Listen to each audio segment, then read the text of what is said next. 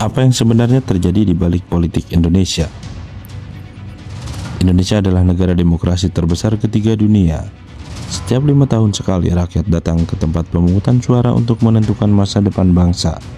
Di layar televisi, kita melihat kampanye, debat calon pemimpin, dan berbagai janji politik yang terdengar meyakinkan. Namun pertanyaannya adalah, apakah politik Indonesia hanya sebatas apa yang dilihat di depan publik? Ataukah ada proses panjang yang terjadi jauh sebelum rakyat memberikan suara?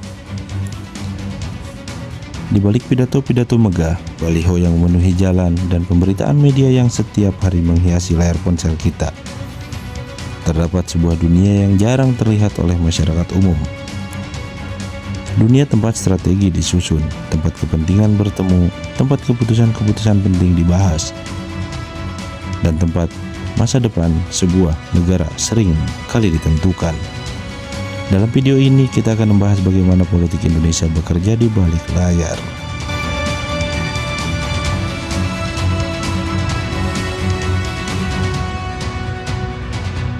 Bagaimana politik mengambil keputusan, bagaimana kekuasaan dibangun, bagaimana pengaruh ekonomi dan media ikut membentuk arah politik, serta tantangan yang masih dihadapi demokrasi Indonesia hingga saat ini.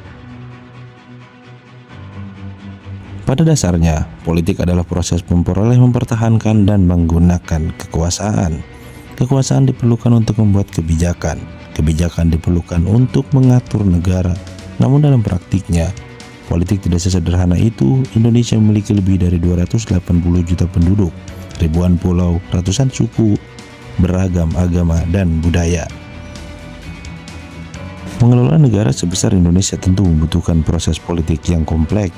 Karena itulah berbagai kelompok kepentingan muncul, mulai dari politik, organisasi masyarakat, pelaku bisnis, kelompok akademisi, hingga media massa. Semua memiliki pengaruh yang berbeda-beda terhadap arah kebijakan negara.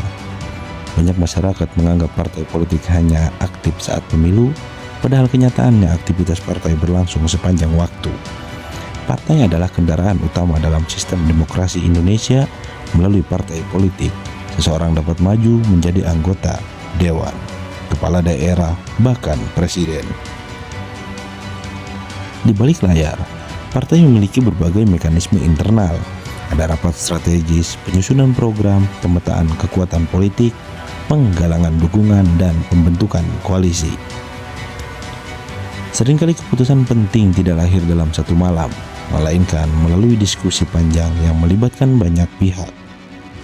Dalam sistem multipartai seperti Indonesia, jarang ada satu partai yang dapat menguasai seluruh kekuatan politik sendirian. Karena itu muncul koalisi. Koalisi adalah kerjasama antara beberapa partai untuk mencapai tujuan politik tertentu. Disinilah proses negosiasi menjadi sangat penting. Setiap partai memiliki kepentingan, setiap partai memiliki basis pendukung, dan setiap partai memiliki agenda yang ingin diperjuangkan. Menyatukan berbagai kepentingan tersebut bukanlah hal mudah, karena itu proses politik seringkali berlangsung jauh dari sorotan publik. Politik dan ekonomi hampir tidak pernah terpisahkan. Kebijakan pemerintah dapat mempengaruhi dunia usaha, dan kondisi ekonomi dapat mempengaruhi stabilitas politik. Ketika harga kebutuhan pokok naik, masyarakat merasakan dampaknya. Ketika lapangan kerja berkurang, tingkat kepuasan terhadap pemerintah dapat berubah. Karena itulah berbagai kebijakan ekonomi selalu menjadi perhatian utama para pemimpin politik. Namun, perlu dipahami bahwa hubungan antara dunia usaha dan politik harus tetap berada dalam koridor hukum dan transparansi. Karena jika tidak, kepercayaan publik dapat terganggu. Di era digital, media memiliki pengaruh yang sangat besar. Dulu informasi didominasi televisi dan surat kabar. Kini media sosial menjadi salah satu sumber informasi utama masyarakat. Politisi menyadari hal tersebut. Karena itu strategi komunikasi menjadi bagian penting dari politik modern. Sebuah pernyataan dan dapat menyebar ke seluruh Indonesia hanya dalam hitungan menit. Sebuah isu dapat menjadi perbincangan nasional hanya dalam beberapa jam. Di balik layar terdapat tim komunikasi yang bekerja untuk menyusun pesan politik agar mudah dipahami masyarakat. Mengapa survei politik sering muncul menjelang pemilu? Karena survei membantu memahami pandangan masyarakat. Melalui survei, berbagai lembaga mencoba memotret kondisi opini publik. Hasil survei kemudian digunakan untuk menyusun strategi. Namun, penting untuk dipahami bahwa survei bukan hasil akhir pemilu. Survei hanya menggambarkan kondisi pada saat pengambilan data dilakukan. Keputusan akhir tetap berada di tangan rakyat saat hari pemungutan suara. Tantangan demokrasi. Sebagai negara demokrasi besar, Indonesia menghadapi berbagai tantangan. Salah satunya adalah penyebaran informasi yang tidak akurat. Di era internet, informasi dapat menyebar sangat cepat. Sayangnya, tidak semua informasi benar, karena itu literasi digital menjadi semakin penting. Masyarakat perlu memeriksa sumber informasi sebelum mempercayainya. Demokrasi yang sehat membutuhkan masyarakat yang kritis dan terinformasi dengan baik. Politik dan generasi muda. Jumlah pemilih muda di Indonesia terus meningkat.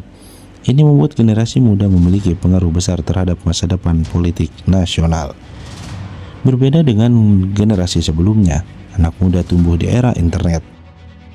Mereka lebih cepat mendapatkan informasi, lebih aktif berdiskusi, dan lebih berani menyampaikan pendapat. Partisipasi generasi muda menjadi salah satu faktor penting dalam perkembangan demokrasi Indonesia. Indonesia akan terus berkembang, teknologi akan terus berubah, ekonomi akan berubah, tantangan global juga akan berubah. Namun satu hal yang tetap penting adalah bagaimana sistem politik mampu beradaptasi. Demokrasi bukan tujuan akhir. Demokrasi adalah proses yang terus berjalan, proses yang membutuhkan partisipasi masyarakat, keterbukaan, akuntabilitas, dan kepercayaan publik.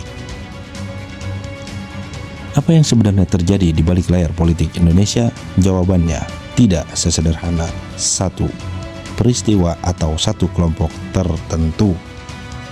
Politik adalah hasil interaksi berbagai kepentingan, berbagai ide, berbagai harapan, dan berbagai tantangan yang dihadapi sebuah bangsa.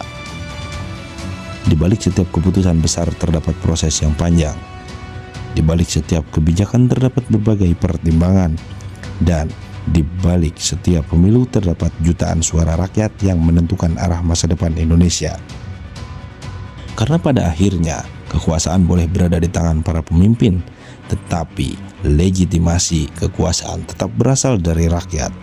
Dan masa depan Indonesia akan selalu ditentukan oleh sejauh mana rakyat ikut berpartisipasi dalam menjaga demokrasi.